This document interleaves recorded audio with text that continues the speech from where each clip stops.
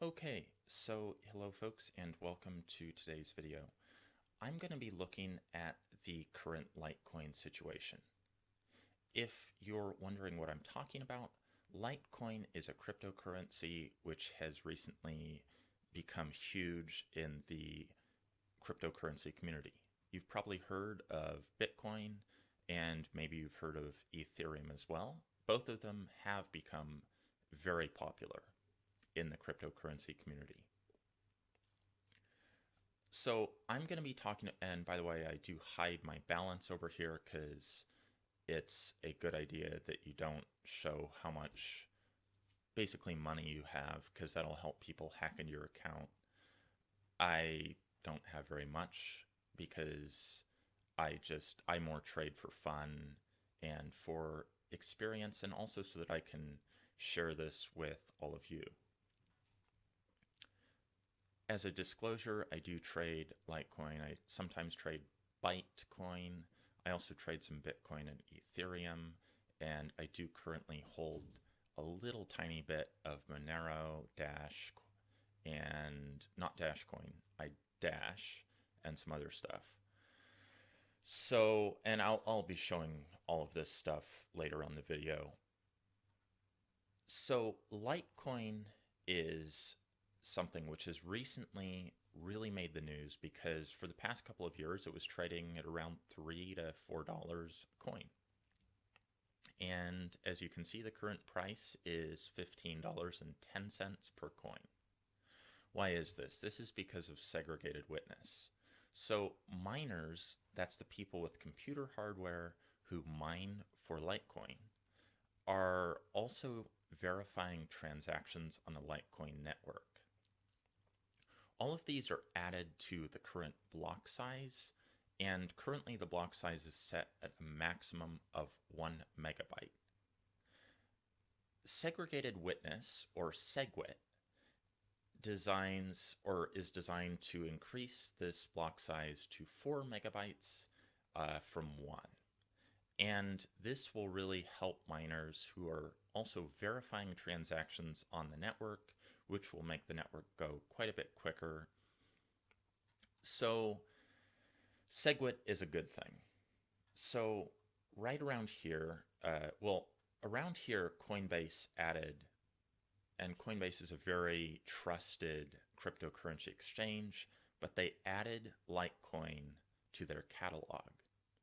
And Litecoin, and whenever Coinbase adds something, people kind of can assume that it is somewhat legitimate. Currently, they have 3 coins that they allow people to buy and sell. That's Litecoin, Bitcoin, and Ethereum. So another reason that Coinbase is trustworthy is it's based in San Francisco.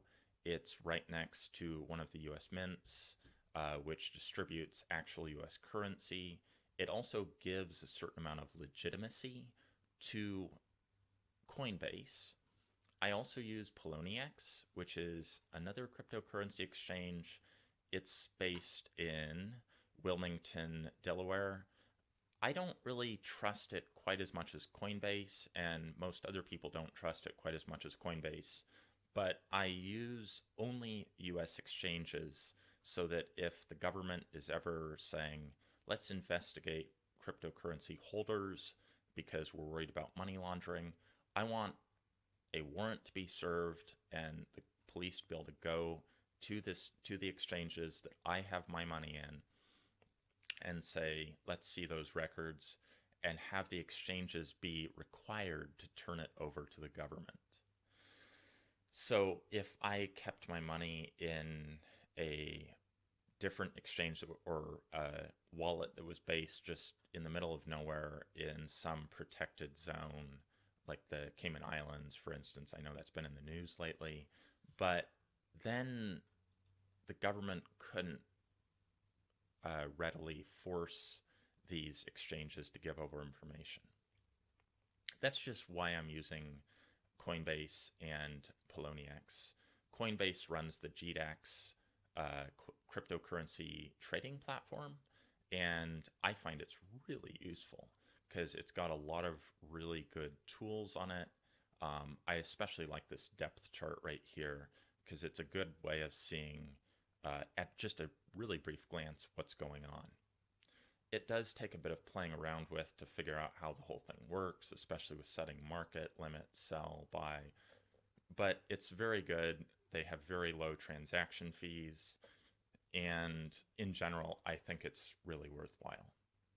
If you're brand new to cryptocurrency and want to get started, I recommend MinerGate. In the past, MinerGate was run by people who had stolen stuff in the past, or stolen cryptocurrency in the past. They're trying to make a turnaround. They're trying to say, "Hey guys, we're legit this time. We're sorry about that." And I think they are legit this time. I don't trust them completely, but it's worth, if you want to try mining currency on your own, you can go with it there. They've got a really nice graphical user interface for mining currency, either with your CPU or with your graphics processing unit or GPU. Most gaming computers and a fair amount of computers have GPUs. I have an older NVIDIA GPU, and all computers have CPUs, so anyone can use MinerGate to mine a little bit of currency. There is a really cool tool on the MinerGate website, the calculator. It shows you which currency they recommend you mine at that exact moment. And currently it's Monero. I think you have to look at, well, they show you the profitability sometimes. This website has a lot of work they need to work on. But they show, oh yeah, they show you the exchange rates down here. So, oh, and they seem to, oh, I think they were just updating it at that moment. But you can see Bytecoin is worth this. This is Bytecoin, not Bitcoin. There's lookalike coins everywhere in the cryptocurrency community. So you got to be really aware of that when you're in this. So anyways, just to give you an example, it's very easy to use the MinerGate platform. Let's just say I want to mine some Bytecoin with one CPU core. I'm doing this so that I'm not going to be like destroying the stream here or the YouTube recording. You click start mining and it starts mining with hash per second. And this is the difficulty, so it's very easy to mine Bytecoin. And then you'll see right here that I'm using a community-based one. So my reward method is based on the whole community in the MinerGate community. And this little thing right here is how many little shares I've discovered towards the next block. And that's going to go really slowly. Maybe I'll just increase it to 4 so that you can see this. But eventually I'm going to discover a share which will help me get more Bytecoin in the future. And again, lots of people are getting really interested in cryptocurrency, especially because of the recent Litecoin boom. But again, keep in mind, I'm just doing this for fun. There are people out there who have ASICs, or application-specific integrated circuits, which are computer hardware chips that are designed specifically to help you get cryptocurrency at very low power usage and very efficiently. So see there, I discovered a share. So I'm going to just turn this off. Anyways, it's worth considering doing. As you can see in my wallet, I don't really have that much of anything.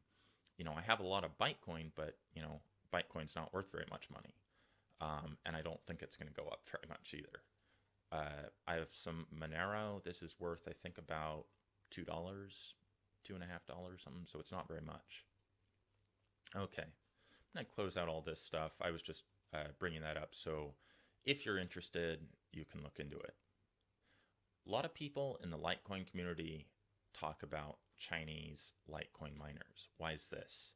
They talk about Chinese Litecoin miners because there are companies in China which manufacture these ASIC, or application integrated or application specific integrated circuit boards, to mine Litecoin at incredibly low power costs. China has cheaper electricity. which also means the cooling of their computer hardware is quite a bit cheaper than it would be in the United States. Some people mine Litecoin in places like Iceland. So think of it this way. When your mining hardware is in Iceland, it's really cold there. And if you still have to use high-powered fans to cool your computer hardware because it gets so hot, close to 100 degrees Celsius, we're talking about very real power usage. So people have said that they've had their electric company call them like, what's going on? Where is all this power going? And, they have to say, well, I'm a cryptocurrency miner, and yes, this is me. I'm not doing anything illegal, et cetera, et cetera. So we're talking about a very real community. Another interesting thing, and this is what a lot of people are interested in this whole community in the first place, is mainstream investors have not really discovered the cryptocurrency trading yet. So you'll notice a lot of these trades are 45 Litecoin, 22 Litecoin, 1,000 Litecoin. But there's also the people who have like 3.3 thousand Litecoin that they're trying to buy. And then there's people who trade tens of thousands of Litecoins. And this is probably the Chinese miners. Again, I'm not trying to trash them. I'm just saying they had a really great idea, and that's get, very involved in this community and make lots of money. And that's what they're doing right now. They're making lots of money.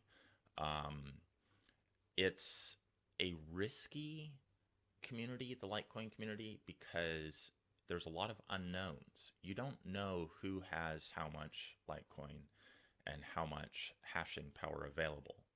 Hashing power is the power which is determined here. And like, for instance, to signal for segregated witness, with your completed block, you basically signal a yes or a no. And it'll talk about like the amount of hashing power necessary to complete a block. So there's certain really big ones like Antminer. They're really into Bitcoin, but they're branching out into Litecoin.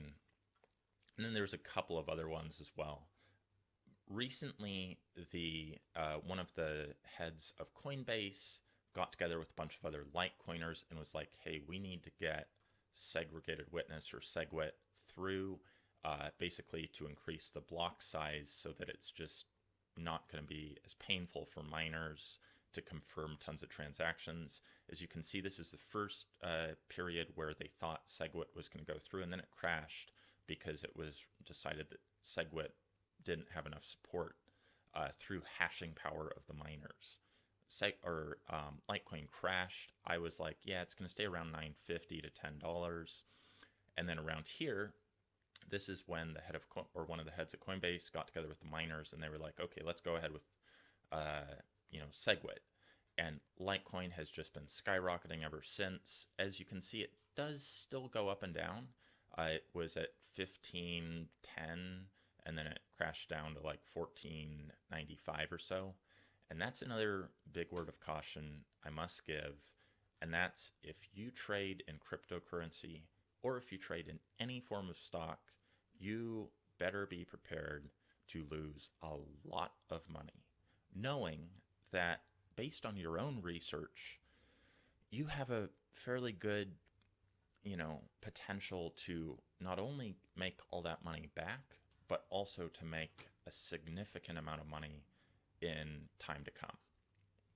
So I've seen the value of my held coins crash so that I've lost several $100s, and I know that that's just temporary and it's going to go right back up. But, immature investors will just see coins crashing and they'll be like, oh my God, I need to go sell. And they sell as fast as they can.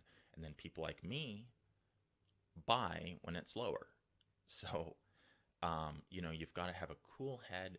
Always act based on your research. Never, ever act based on your sort of gut. My gut tells me I should sell, or my gut tells me I should buy. Don't ever do that if you're trading. If you want to do that, I recommend do not get into cryptocurrency trading. Just make a savings account and just save your money. The other thing you've got to really commit to if you want to get into trading cryptocurrency is you got to do a lot of research. You got to research this whole community. You've got to research a lot of different things. I really like this troll box on Poloniex. You just read what people say, and then you take it with a lot of grains of salt. But, you know, it's interesting just to see the general consensus of the community. Minergate also has one of these things, sort of like the troll box, but it's not as heavily used as the troll box on Poloniex. And again, you know, the moderators try to keep people from, don't listen to anything people are saying in the troll box. Research on your own. But I generally recommend, if you have a little bit of money, invest in Bitcoin. If you have a little bit more and you want to take a risk, invest in Ethereum. If you have more money and you want to make some investments, remember to diversify. You want to make some somewhat risky investments in Litecoin, and you're pretty sure something like Segwit's going to go through. And you're willing to take a loss if you're wrong. Then consider Litecoin. People obviously want to know, well, what other cryptocurrencies can I consider? These are obviously altcoins. This is the US dollar trading value. I generally prefer the Ethereum and Bitcoin because I just understand what the prices of this stuff all is simultaneously. Most people want to use US dollar value unless you really get involved in this. Bitcoin number 1, Ethereum number 2, Litecoin number 3, and then split between 4 and 5, I'd say, is Dash and XMR or Monero. A lot of people recommend Zcash. I have a feeling that people are going to regret talking about Zcash so much. I don't think that's something you should really consider. Disclosure, I hold like almost 0.80 and a 1 for Zcash, so I don't hold very much. All I hold is what I've mined on Minergate. And just ignore the other currencies. Those things people are just hyping up, and then they sell it, and it goes down, then they hype it up again, and then they sell it at the top. You don't want to get involved in that kind of speculating. That's going to make you maybe a little bit of money, maybe a lot of money in the short run, but you're going to lose big eventually. So, there's other things like margin trading, lending. Just don't do that. Just stick with the exchange. There's a lot you can do with just those 3 coins. I honestly recommend sticking with Coinbase, stick with their GDAX platform. If you want to do a little bit on Poloniex trading altcoins, I like flipping Bytecoin. That's Bytecoin, not Bitcoin. So you buy for a lower price, and then you sell for like a couple of fractions of a cent higher. And then you'll make a little bit of money by just by flipping your money back and forth. And, it's basically just fun for me to look at this sort of stuff. Another thing I really like is this depth chart. It really gives you a good view of the community. See, not that many people are willing to sell. Let's just zoom this out a little bit here. See, people are just hanging on to their stuff. They're really trying to. And this also gives you an idea of how scarily big this network is. People are willing to sell for massive amounts of money. So a lot of people are just hanging on to it. So say all these people panic, and start dumping it at 15, the price of Litecoin is just going to go down to like almost nothing. So you want to be really careful when you're getting into investing. But the bottom line here is I hope I've really helped you gain an understanding of this whole community. This is Bitcoin, this is Ethereum, and this is Litecoin. If this video was helpful to you, please do give it a like. It'll really help my YouTube channel. I'm trying to grow my YouTube channel. Subscribe to my YouTube channel as well. And again, good luck with your, considering investing in a cryptocurrency. And hopefully I've helped you gain a broader understanding of the current layout of the cryptocurrency trading community. And I don't know, I hope this video was helpful to you. And I will see you all back in a future video. You can also create, just as a side note, you can create little wallets. I store some coins in here. Like, for instance, remember Dogecoin? Dogecoin, hundreds of thousands of dollars worth of Dogecoin are traded every couple of days. But anyways, I will see you all in my next video. Thanks for watching, and have a great day.